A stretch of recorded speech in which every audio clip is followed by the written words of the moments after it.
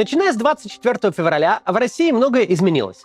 Теперь нельзя просто так взять и поехать в отпуск за границу. Некоторые страны вообще перестали пускать россиян, а во многие приходится покупать билеты с пересадками и за огромные деньги. Любимые магазины закрыты, привычные интернет-сервисы недоступны, но без поездок в Европу и покупок в Икее прожить можно. Прожить в буквальном смысле слова. А вот мобилизация, указ, о которой Владимир Путин подписал, и он до сих пор действует, так вот мобилизация создает реальные риски для жизни. Нет никакой гарантии, что завтра тебя самого или твоих родных и друзей не отправят умирать на фронт в бессмысленной войны. Это нарушает базовый договор, который работал в России между властью и обществом все путинское время. Вы нами не интересуетесь, а мы вас не трогаем. Люди, которые этому договору честно следовали и политикой не интересовались, вдруг обнаружили себя в каком-то кошмарном сне, где чудовище под названием мобилизация может в любой момент их сцапать, утащить в окоп и там сожрать. Наши соотечественники с ужасом оглядываются по сторонам и пытаются сообразить, как мы вообще дошли до жизни такой. И тут есть большое искушение – начать над согражданами подтрунивать или даже хуже – стыдить. Мол, сами виноваты, политикой не интересовались, пока мы тут на протесты ходили и выборы организовывали. А вот вы не ходили, вот и довели своим безразличием нашу страну до того, что теперь всем управляет кровожадный малохольный старикан. Расхлебывайте, мол, теперь сами. Равнодушие большей части российского общества действительно позволило путинскому режиму подмять под себя всю страну. Но прошлого не воротишь, а вот на будущее повлиять можно. Поэтому вместо того, чтобы высмеивать вдруг прозревших аполитичных сограждан, лучше попытаться перетянуть их на правильную сторону. По большей части речь о людях, которые до сих пор жили по принципу «ни нашим, ни вашим». Они не смотрели телевизор и не поддерживали Путина, но и оппозицией себя не считали. Им действительно было по барабану. Они, может, и были подписаны на пару политических пабликов в Телеграме или во ВКонтакте, но читали их со скепсисом. Мол, всей правды мы никогда не узнаем, и все такое. Это, кстати, отличная мантра на случай, когда не хочется ни в чем разбираться. Так вот, теперь они, возможно, впервые в своей жизни готовы серьезно поговорить о политике. И если с согражданами не будем говорить мы, то это за нас сделает пропаганда. Перед тем, как начнем ролик, напомню, я в субботу буду в Берлине, у нас традиционный аукцион проходит по этой книжке, можно прислать нам какое-нибудь пожертвование, желательно большое. Тот, кто пришлет самое большое пожертвование, с тем я поужинаю в Берлине и передам подписанную книгу. Детали все в описании. Да, не забудьте с менеджером связаться, если сделаете пожертвование.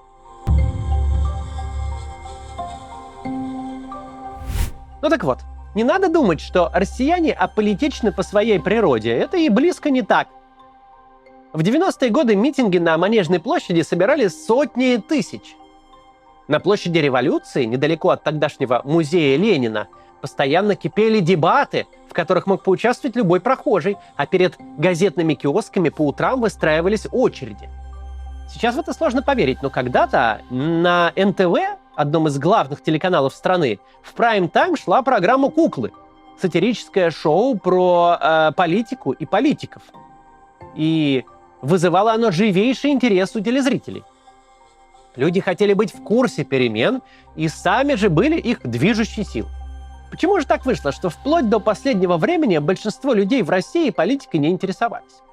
Да потому что за 20 с лишним лет правления Путин сумел превратить ее во что-то совершенно непривлекательное.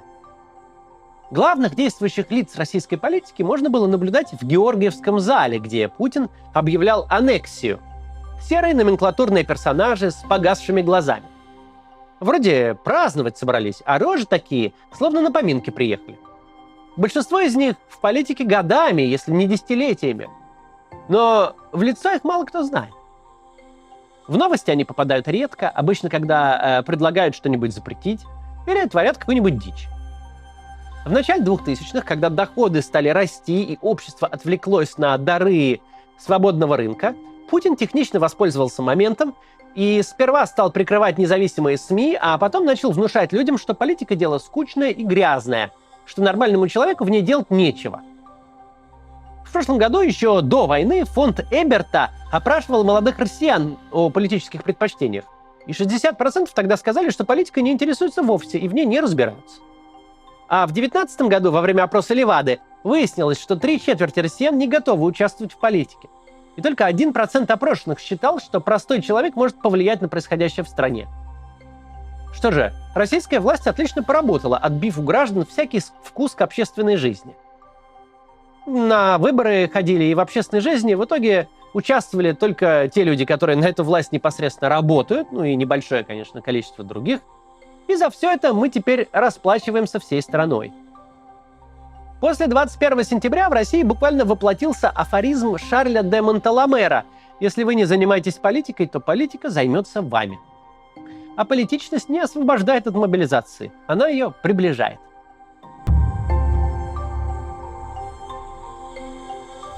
Хорошо, сейчас такое время, когда волей-неволей приходится интересоваться тем, что происходит в стране. Но зачем было лезть в политику раньше, в то время, когда и так все было неплохо? Давайте вернемся в благополучный 2011 год, когда в Москве случились первые большие протесты. Люди, которые выходили тогда на Болотную, открещивались от политики и говорили, что это у них чисто гражданский протест.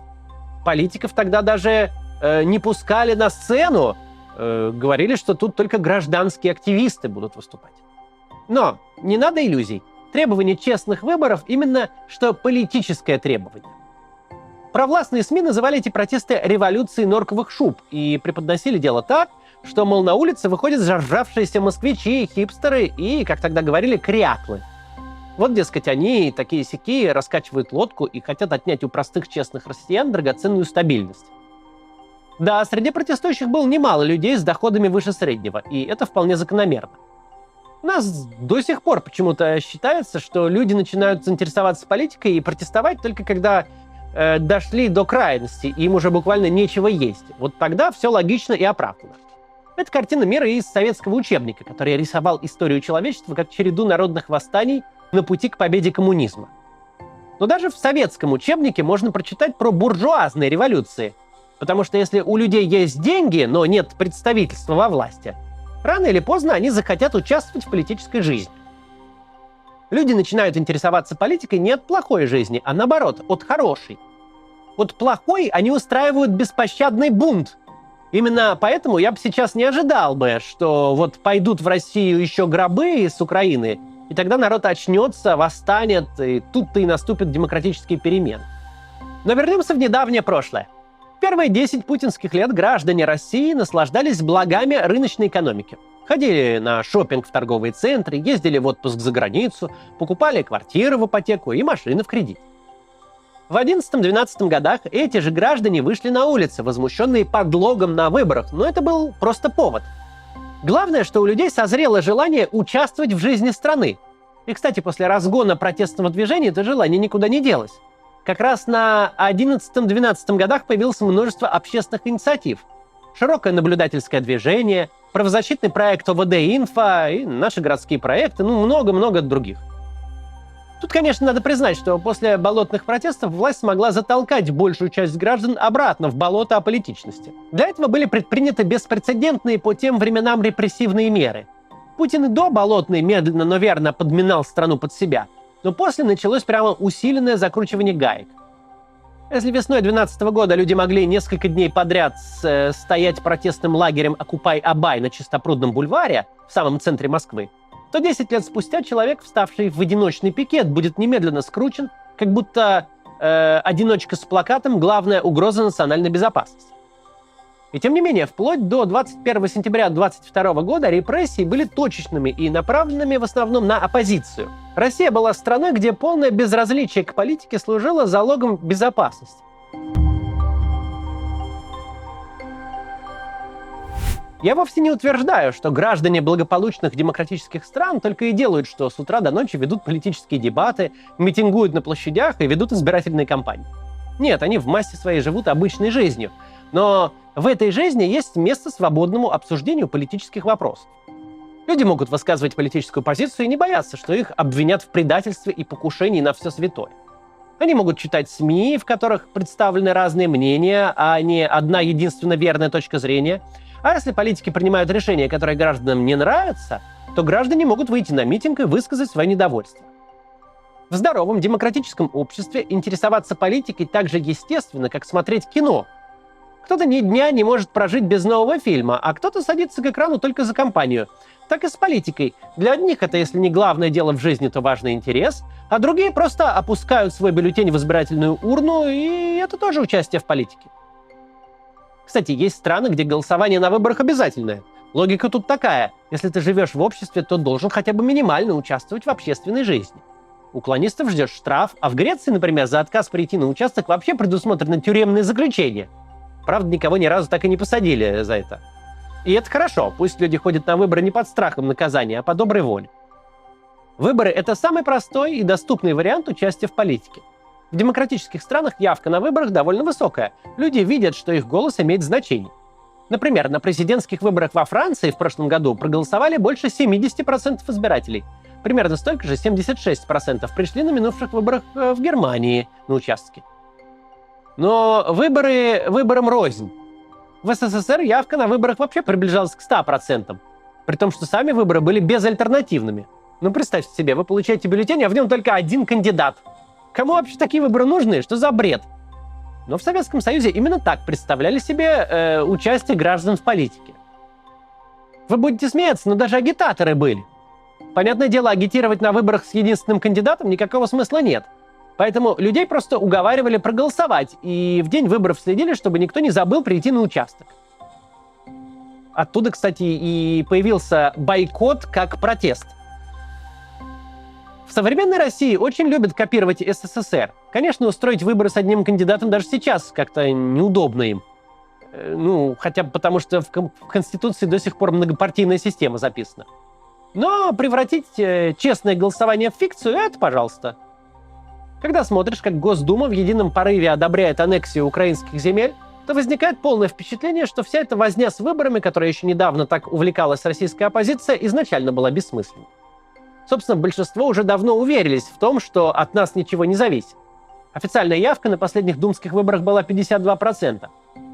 Это еще при больших прорисовках. Движение наблюдателей «Голос», например, считает, что вбросить могли около 12 миллионов лишних голосов, а «Медуза» в своем расследовании оценила накрутку в 17 миллионов. Получается типичный самосбывающийся прогноз. Люди перестали ходить на выборы и действительно потеряли всякое влияние на власть. Одинокие попытки как-то изменить ситуацию были благополучно подавлены с помощью вбросов, а потом еще электронного голосования. Сейчас политическое поле зачищено под ноль. Кремль получил, что хотел. Страну, где все уровни власти, от Госдумы до муниципальных советов, больше не место для дискуссий.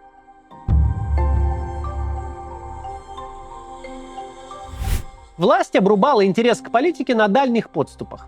Нечестные выборы или репрессии против оппозиционеров – это уже продвинутый уровень. Главная деполитизация начиналась гораздо раньше, когда гражданин только-только задумывался о том, чтобы поучаствовать в общественной жизни. По идее, это плодородная почва, на которой должны вырастать новые политики. Но чиновники благополучно обрабатывали ее дустом бюрократических процедур, отбивая всякую охоту ввязываться. Вот, например, осенью, даже несмотря на войну и мобилизацию, в районных сообществах началась ежегодная борьба за листву. Это такое традиционное развлечение, ежегодный крестовый поход жителей против ЖКХ. Одни требуют оставить опавшие листья на газонах, а другие их убирают. Множество экспертные мнения, пишутся инструкции, есть даже партизаны, которые по ночам выходят в дворы с ножами и разрезают пакеты с собранными листьями, чтобы вернуть их обратно в природу. Натуральное безумие.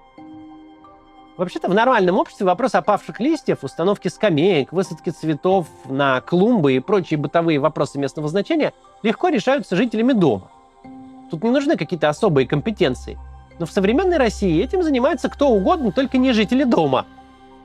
Чтобы сделать по-своему, надо пройти 100 кругов бюрократического ада, и не факт, что в конце этого трудного пути вы что-то получите. Власть не любит, когда люди обсуждают свои дела без ее участия. Сегодня они выстраивают горизонтальные связи, чтобы скамейку поставить, а завтра замыслят какую-нибудь крамолу. В выборах, например, поучаствовать. Даже бытовые вопросы, вроде благоустройства двора, переносятся на сайт «Активный гражданин», где гражданам предлагается сделать судьбоносный выбор между деревянной синей песочницей и пластмассовой зеленой горкой. Третьего, кстати, не дано. Это и есть имитация демократических процедур. У нормальных людей это не вызывает ничего, кроме отвращения.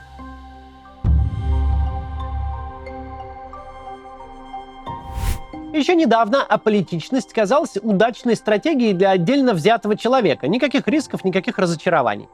Знай себе, занимайся своим делом, плати ипотеку и не отсвечивай. Но в долгосрочной перспективе и даже в среднесрочной аполитичность — это зло. Это просто неизбежно.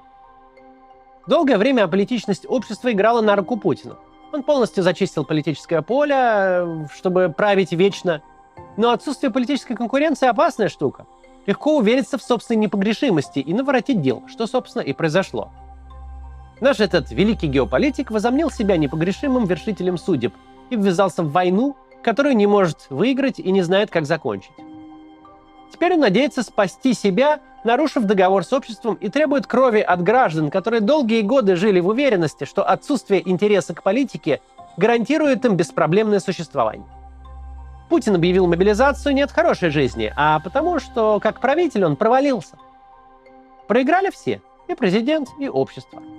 Но у общества, в отличие от президента, еще есть шанс начать все заново.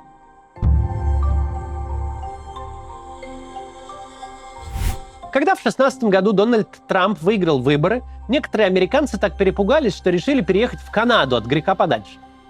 Противники Трампа нешуточно опасались за судьбу американской демократии и чуть ли не под лупой рассматривали его диктаторские замашки.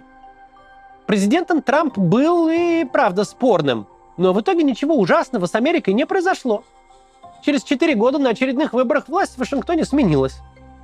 Демократия хороша не тем, что на выборах обязательно побеждает самый лучший, честный и высокоморальный кандидат. Бывает и так, что выбирают кого-то неудачного.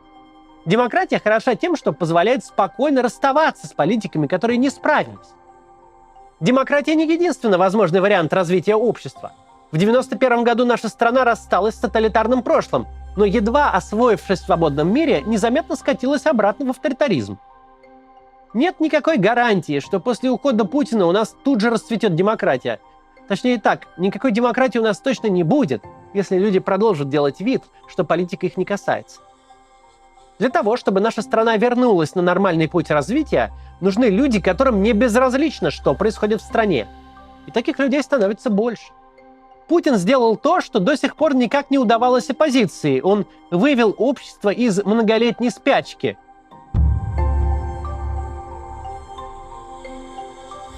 Владимир Путин превратил Россию в королевство кривых зеркал, где участие в политике – вызов общественным устоям, где судьбу выборов определяют не ответственные граждане, а бесправные бюджетники и боты всех видов и мастей, где люди, которые пытаются открыто обсуждать, тем ли курсом мы идем, сталкиваются с огромными рисками для себя лично.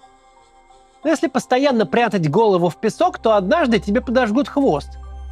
В нашей стране есть и люди, которые давно понимали, что дело пахнет большой бедой. Но худшее, что можно сейчас сделать, это поправить воротник белого пальто и заявить с важным видом: «Ну что, видите? Мы же говорили!» Это позиция, которая ведет в тупик. Нет никакого смысла выискивать в чужой биографии былые прегрешения перед демократией, чтобы подпитать этим ощущение собственной непогрешимости. Так мы никуда не придем.